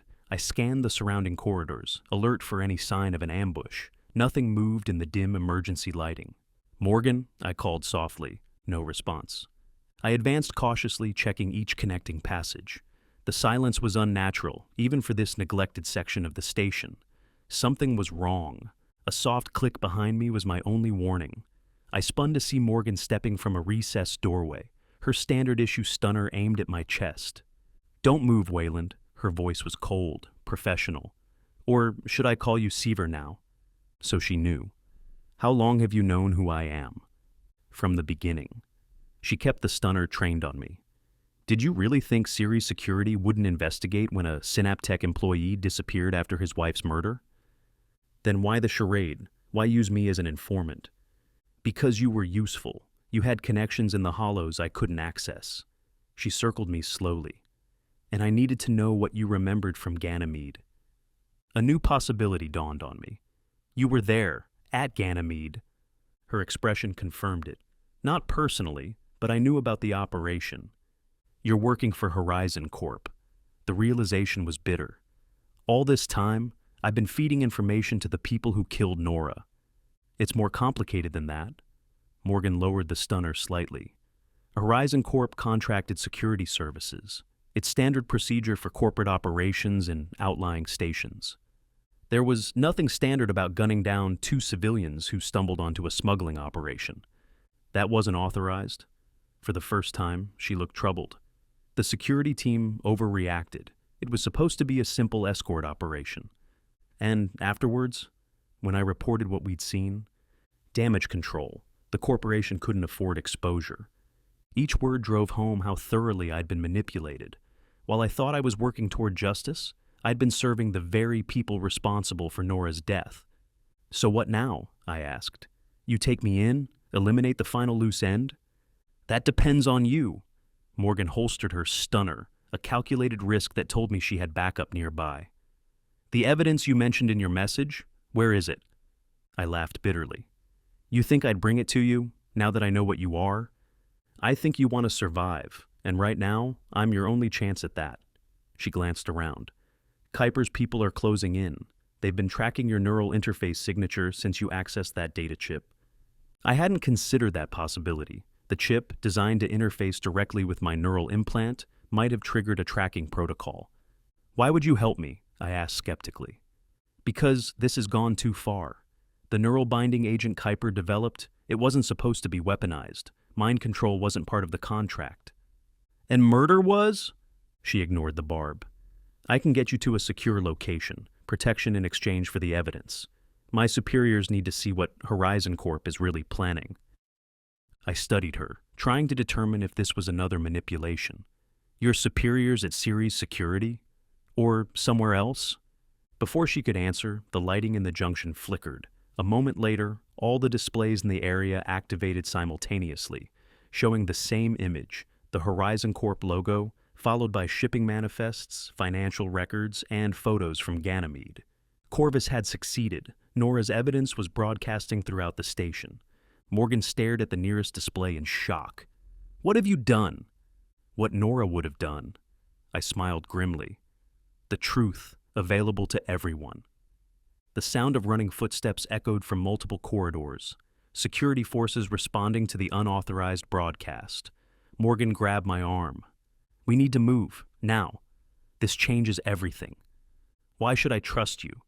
Because in about 30 seconds, both Ceres Security and Kyper's people will converge on this location, and neither group is interested in keeping you alive. She pulled out her stunner again. Your choice. Come with me or take your chances with them. I had no good options. With the evidence already broadcasting, my primary mission was accomplished. Now survival was the priority, not just for me, but for Corvus too. I needed to find him, ensure he was safe. Fine, I said. Lead the way. Morgan nodded and pulled me toward a maintenance shaft I hadn't noticed. This drops 2 levels and connects to a service tunnel. We can reach a secure sector from there. As we descended, the station's emergency alert system activated, a response to the unauthorized broadcast. Announcements echoed through the shafts, ordering a security lockdown of all communication systems. Your friend is very resourceful, Morgan commented as we moved through the narrow tunnel. That broadcast is going to every screen on the station. He has his moments. He's also in serious danger. That substation will be the first place they look. My stomach tightened. He knows to clear out immediately. For his sake, I hope you're right. We continued in tense silence, navigating through increasingly unfamiliar sections of the station. Morgan moved with the confidence of someone who knew exactly where she was going, not just following a map, but working from experience. You're not regular Ceres Security, I observed as she bypassed an access panel that should have required high-level authorization. No, she admitted. Federal Investigations Division, undercover in Ceres Security for the past year. If true, that changed everything. Investigating what? Horizon Corp? Corporate corruption across the station system. Shimmer distribution was just one part of it. She glanced back at me. Your wife's evidence is exactly what we've been trying to gather. Why should I believe you? Because I'm not shooting you. She smiled humorlessly. And because I'm taking you to my team now. If I were working for Horizon Corp, you'd already be dead. It wasn't entirely convincing, but I had little choice but to follow. My body was weakening as withdrawal progressed, and I wouldn't survive long on my own, with both security and Kyper's people hunting me. We emerged in a section of the station I didn't recognize. Neither the corporate cleanliness of the upper levels nor the gritty decay of the hollows. This area had the efficient Spartan feel of a specialized facility. Morgan led me to a nondescript door and placed her hand on the security scanner. It opened to reveal a small operations center with monitors displaying various sectors of the station.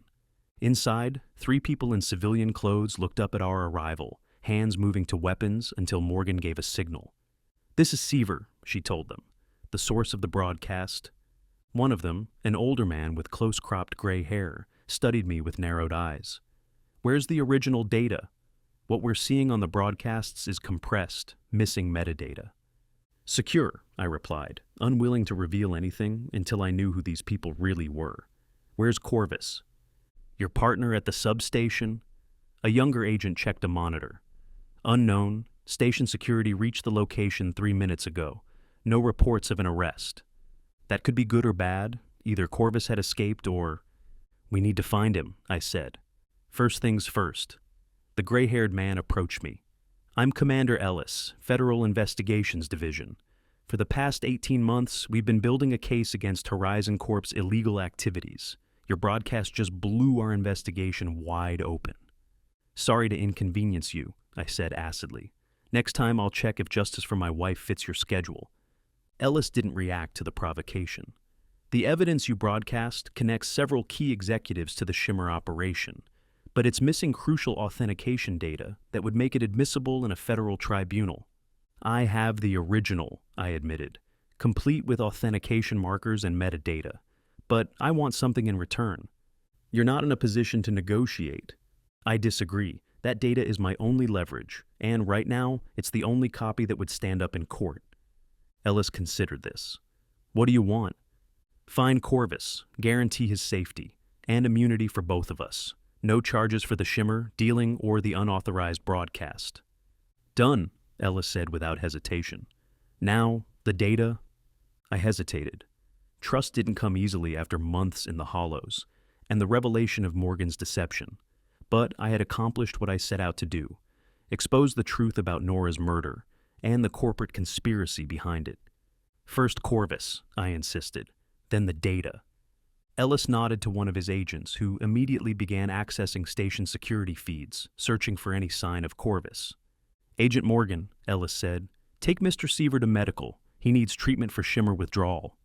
As Morgan led me to an adjoining room equipped with basic medical supplies, I realized I had crossed a threshold. Trey Weyland's world of Shimmer deals and survival in the hollows was behind me. Tom Seaver's quest for justice was approaching its conclusion. But the most important question remained unanswered. What came after? Who would I be when this was over?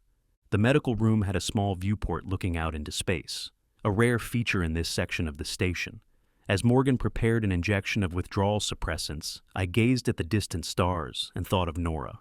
She would have been proud, Morgan said quietly, following my gaze. Seeing this through, even after everything you've been through. She deserved better, I replied. From me, from the system that was supposed to protect her. Yes, Morgan agreed simply. She did. As the medication entered my system, providing blessed relief from the withdrawal symptoms, I closed my eyes and made a silent promise to Nora and to myself. Justice was coming, and when it arrived, I would finally be ready to discover who I would become next. Chapter 4. The Reckoning. I woke to the sound of voices arguing. We can't wait any longer, a man said. Ellis, the FID commander. Horizon Corp is already initiating containment protocols. The executives named in the broadcast are being shuttled off station. He's been through severe withdrawal, Morgan countered. His system needs time to stabilize. Time is exactly what we don't have. I opened my eyes, taking in the sparse medical room. The withdrawal suppressants had taken the edge off the physical symptoms, but my body still felt weak, hollowed out. The metallic sheen of Shimmer had completely faded from my skin for the first time in months. I'm awake, I announced, pushing myself to a sitting position. Any word on Corvus? Morgan turned to me, her expression somber. Nothing concrete. Station security found evidence of someone at the communication and substation, but no sign of Corvus himself. That could be good news, Ellis said. Means they didn't catch him. Or it could mean worse news, but I pushed that thought away. Corvus was resourceful. He knew the hollows better than anyone. If anyone could evade capture, it was him. What's happening with the broadcast? I asked. Station authorities shut it down after 26 minutes, Ellis replied. But that was enough. Major news outlets throughout the system have picked it up. Horizon Corp's stock is in freefall, and federal regulators have initiated an emergency investigation. And Kyper, no sign of him either. His entire operation in the hollows has gone dark.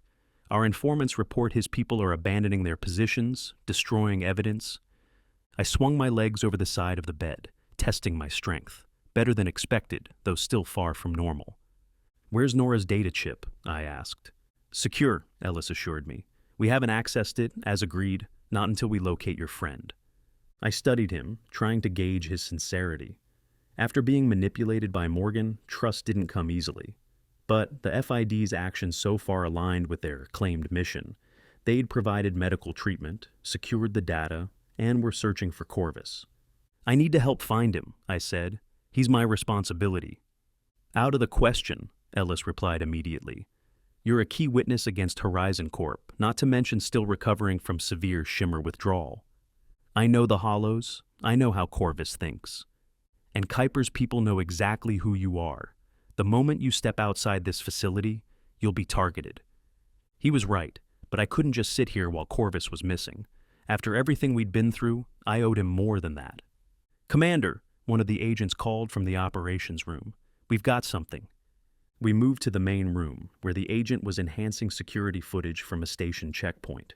The grainy image showed a figure being escorted by two larger men, one with the distinctive chrome face mod of Vex. Is that Corvus? Morgan asked, peering at the screen. My heart sank. It was definitely him. His slight build and distinctive posture, unmistakable even in the poor quality footage. Where was this taken? I demanded. Upper docking ring, 37 minutes ago. The agent traced a path on a station schematic. They're heading for the executive shuttle bays. They're taking him off station, Ellis concluded. Insurance, or leverage. Against me, I said grimly. They know I'll trade Nora's data for his safety. Ellis turned to me. Which is exactly why we need to move that data to a secure facility immediately.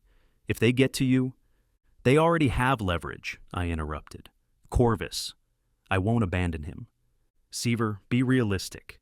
This is bigger than one person. The evidence you gathered could bring down a major corporation that's poisoning thousands of people with mind-altering substances. And Corvus helped me get that evidence. I'm not sacrificing him. Ellis looked exasperated. What exactly do you propose? Storming the executive docking bay with no backup, no authorization, while barely able to stand? An idea was forming, desperate, probably suicidal, but the only option I could see. No, I said slowly. I propose using their leverage against them. Meaning? Morgan asked. They want me and the data, so let's give them what they want, on our terms. I turned to Ellis. You said Horizon Corp executives are being evacuated? Yes, emergency shuttles from the executive bays. Why? Because that's where they'll take Corvus, and that's where I need to be. The plan came together quickly, born of necessity and desperation. The FID had limited personnel on Ceres Station, but they had resources I'd never had access to: secure communications, high-grade weapons, tactical equipment. This is against all protocols, Ellis complained as his team prepared. If headquarters knew I was authorizing this. But you are authorizing it, Morgan observed, because it's our best chance to capture Kyper and the Horizon Corp executives in one operation. He glared at me. Not because I'm prioritizing your friend over the mission. Of course not, I agreed, checking the neural disruptor they'd provided me. More powerful than anything available in the Hollows, it could temporarily disable even heavily modified neural interfaces like Kyper's. The withdrawal suppressants were holding, keeping the worst symptoms at bay. But I knew it was temporary. Soon my body would demand Shimmer again, with an urgency that couldn't be ignored. Better to finish this before that happened. Morgan approached as I prepared, her expression troubled. You don't have to do this yourself. We have trained agents. None who know the players like I do, none with personal stakes. That's precisely why you shouldn't be involved. Personal stakes cloud judgment. I smiled thinly. My judgment's been clouded by Shimmer for months. This is the clearest I've been since Ganymede. She didn't look convinced, but nodded. Just remember, the primary objective is securing the executives and Kyper. With their testimony, we can bring down the entire operation. My primary objective is Corvus, I corrected her. Everything else is secondary. The FID team moved with professional efficiency, establishing a secure route to the executive docking level. Under normal circumstances, this area would be inaccessible to someone like me, but the chaos following the broadcast had disrupted security patterns. Emergency evacuations meant unusual movement throughout the station, providing cover for our approach. Shuttle bay security has been compromised, the tech agent reported as we moved through a service corridor. Multiple Horizon Corp security personnel have overridden station protocols. They're securing escape routes for their executives, Ellis concluded. How many shuttles are prepped for departure? 3. First is already boarding. We needed to move faster. I pushed ahead, ignoring the protests from my still recovering body. The service corridor opened into a maintenance junction that overlooked the executive shuttle bay, a vast chamber housing sleek private vessels, each worth more than most Hollows residents would see in a lifetime. From our vantage point, we could see the Horizon Corp shuttles being prepared. Security personnel with corporate insignia patrolled the perimeter, while station security seemed conspicuously absent. Corporate coup of the docking facilities, Morgan observed. Someone at Horizon Corp has significant influence over station operations. I scanned the bay looking for any sign of Corvus. There, I said, pointing to a group emerging from an elevator. That's Vex with him. Corvus was being half-dragged between Vex and another enforcer, his head lolling forward. Injured or drugged, it was impossible to tell from this distance. Behind them came the figure I'd been waiting for, Kyper, his distinctive implants visible even from our position. He moved with the same fluid grace I remembered from the hydroponics bay, apparently unconcerned about the station-wide chaos his operation had caused.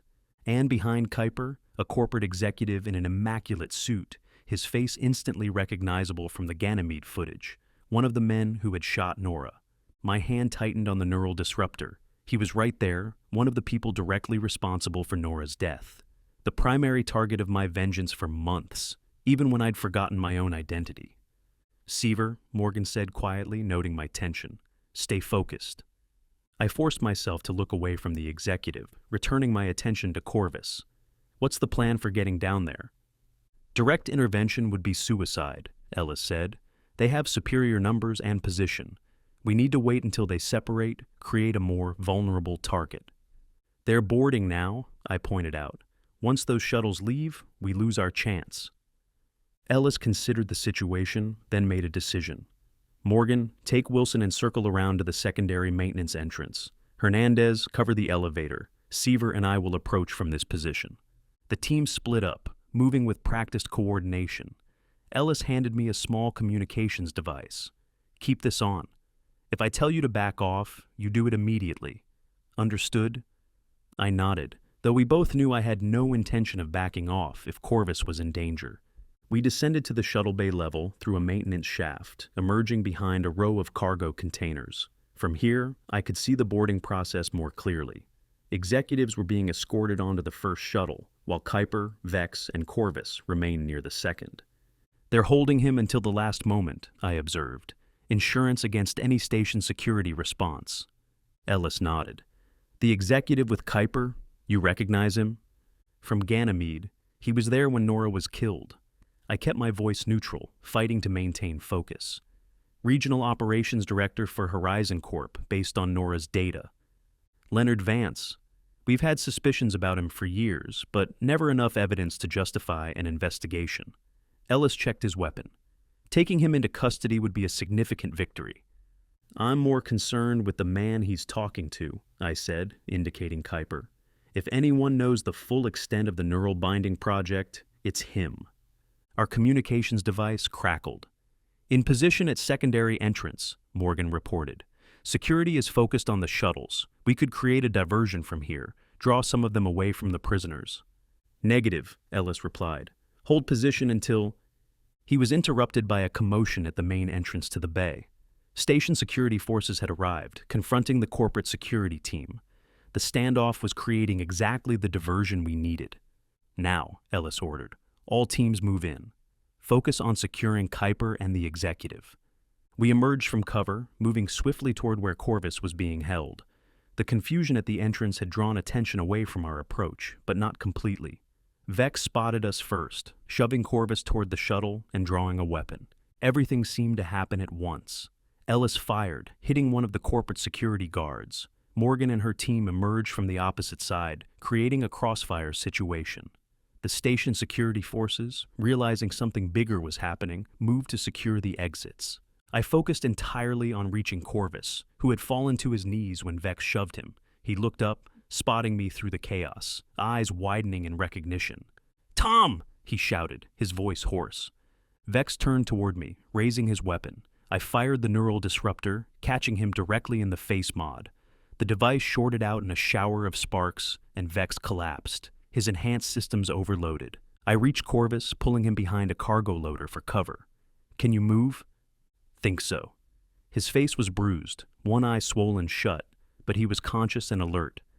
They nabbed me right after the broadcast. Been trying to get information about where you were. Giving them nothing, I hope. He managed a pained smile. What do you take me for? Gunfire erupted across the bay as the corporate security team engaged with both station security and the FID agents. The executive, Vance, was being hurried toward the shuttle by his personal guards, while Kyper had disappeared in the confusion. We need to move, I told Corvus, helping him to his feet. Head for that maintenance door. Morgan's team will cover you. What about you? I need to find Kyper. Tom, no. He can't get away, Corvus. Not after everything he's done. Before Corvus could argue further, I spotted movement near the second shuttle, Kyper, attempting to board while everyone was distracted by the firefight. I pushed Corvus toward Morgan's position and sprinted after Kyper. The shuttle's boarding ramp was already rising when I reached it. I leapt, catching the edge and pulling myself onto the ramp as it closed. Kyper was just inside, staring at me with those unnervingly luminescent eyes. Persistent, he remarked, seemingly unsurprised by my appearance. I've always appreciated that quality. It's over, Kyper, I said, neural disruptor aimed at his head. The evidence is out. Horizon Corp is finished. Corporations don't end, Seaver. They adapt, rebrand, continue in new forms. He made no move toward a weapon. His posture relaxed despite the situation. The neural binding agent will still reach the market under a different name through different channels. Not if you testify. Explain exactly what it does, how it was developed. He laughed softly. And why would I do that? Because otherwise, I use this. I indicated the disruptor. At this range, it won't just disable your implants temporarily. It'll fry your entire neural system. Every memory, every thought, gone. Fear flickered across his face, the first genuine emotion I'd seen from him. You don't want to do that, Tom. Think of the knowledge you'll destroy. The answers about Nora you'll never have. I know enough. She witnessed your smuggling operation. Your people killed her for it. It wasn't that simple, he said quickly.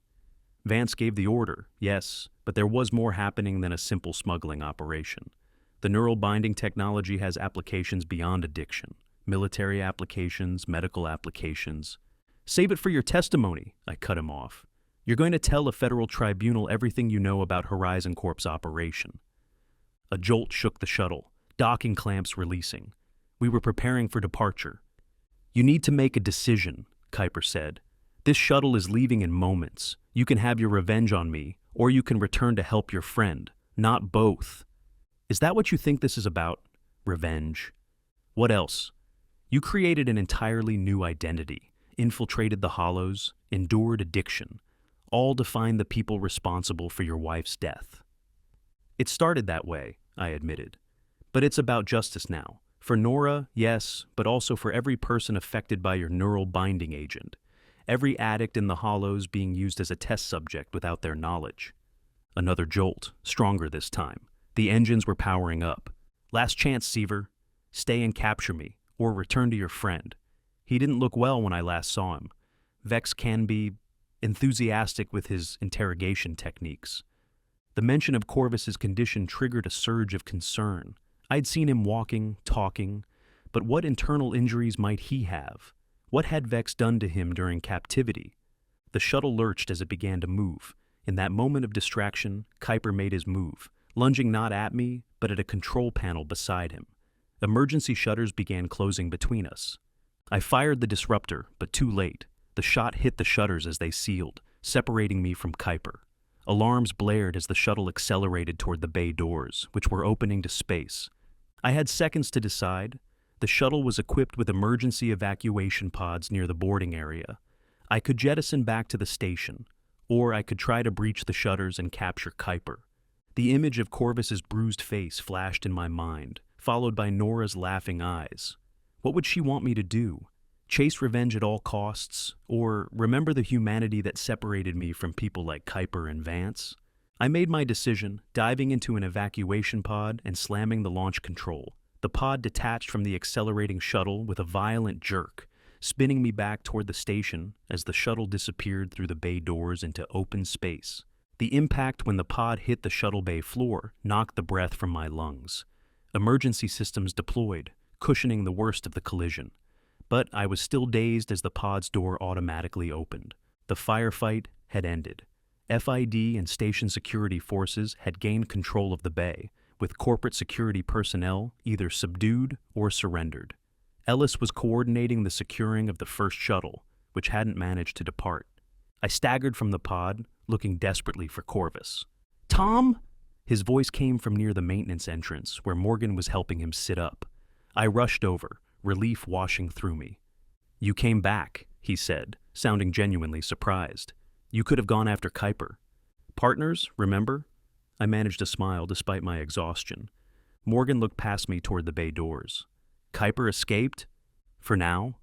I winced as pain lanced through my side, probably a broken rib from the pod impact. "But you've got Vance and the other executives?" She nodded. "And most of Kyper's senior people, including Vex. It's enough to build a case." Ellis joined us, his expression a mixture of frustration and satisfaction. "One shuttle got away, but we have the main players. The evidence from your wife's data chip gives us everything we need for indictments." "What happens now?" I asked. "Now?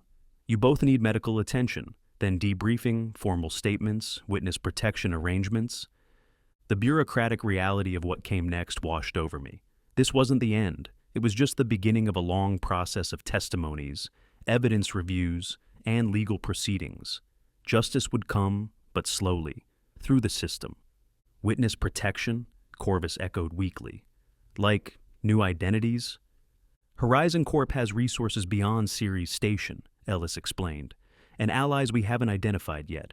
Until the case is fully prosecuted, you'll both need protection." New identities. After months of living as Trey Weyland, I would have to become someone else again. The irony wasn't lost on me. "Together?" Corvus asked, glancing at me. "I mean, do we get separated or—" "That's up to you," Ellis replied, "though keeping witnesses together often simplifies security." Corvus looked relieved. I realized then how much he feared being abandoned, left alone again after finding a connection in the hollows. "Together," I confirmed, meeting his gaze. "If that's what you want—" "Yeah," he said simply. "It is." As medical personnel arrived to treat our injuries, I found myself thinking about identity. How I had created Trey Weyland to find Nora's killers, only to lose myself in the process. How Corvus had formed a friendship with a person who was partly real and partly fabricated. How we had both survived the hollows by becoming what we needed to be.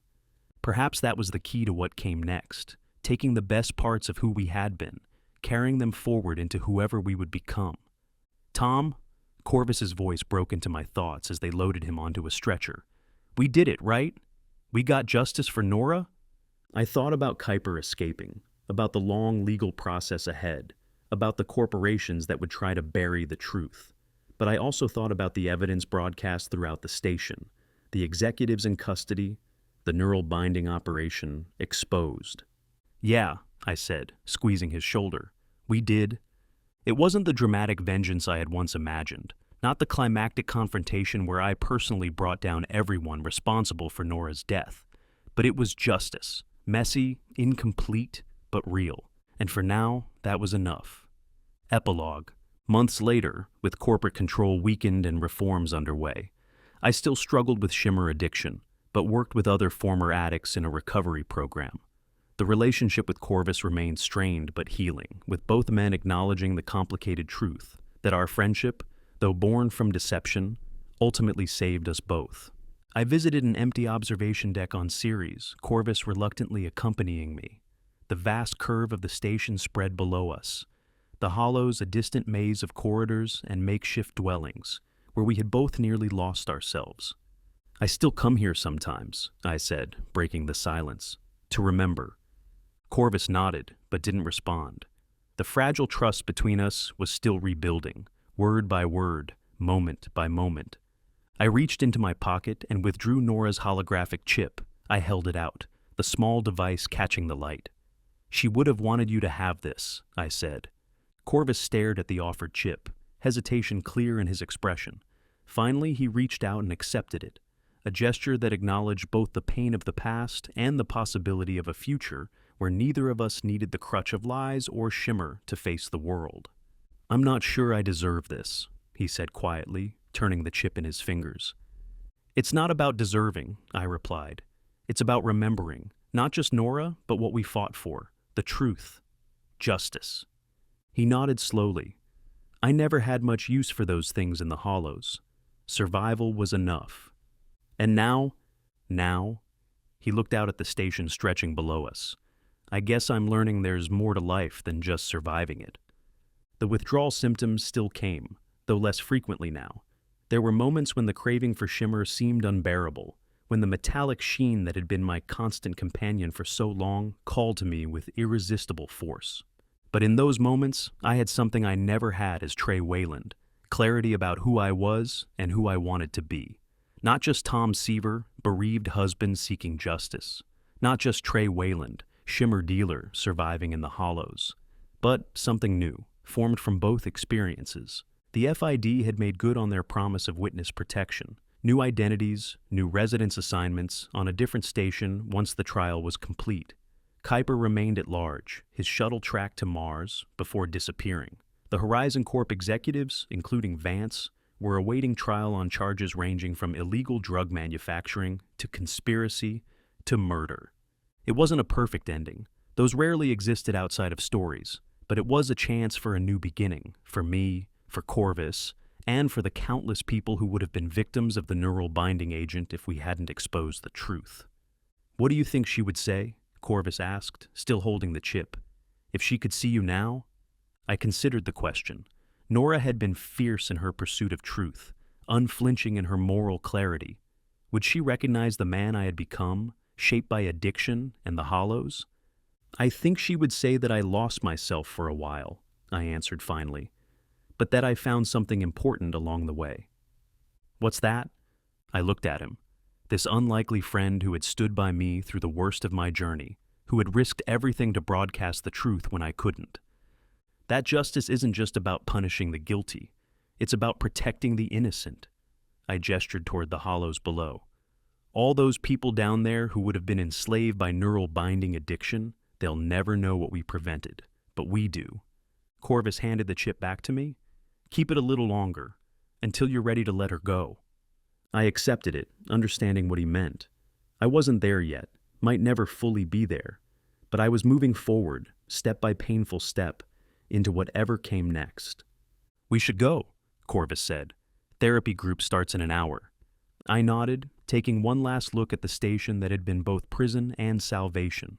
Tomorrow would bring more challenges, the ongoing fight against addiction, testimony preparations for the trial, adjusting to the idea of yet another new identity. But for the first time since Nora's death, I faced that future without the burning need for vengeance that had consumed me, without the haze of Shimmer that had clouded my purpose, without the lie of Trey Weyland that had almost erased Tom Seaver.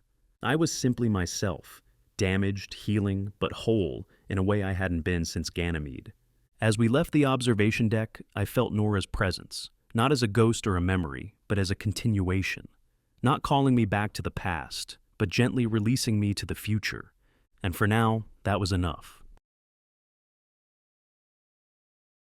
Every story has an end, but there's always another waiting to be told. Subscribe to Steve's Stories for more sci-fi, dystopian, and war-driven adventures, from short tales to full novels. Like the video, hit the bell, and join me on this journey through worlds unknown.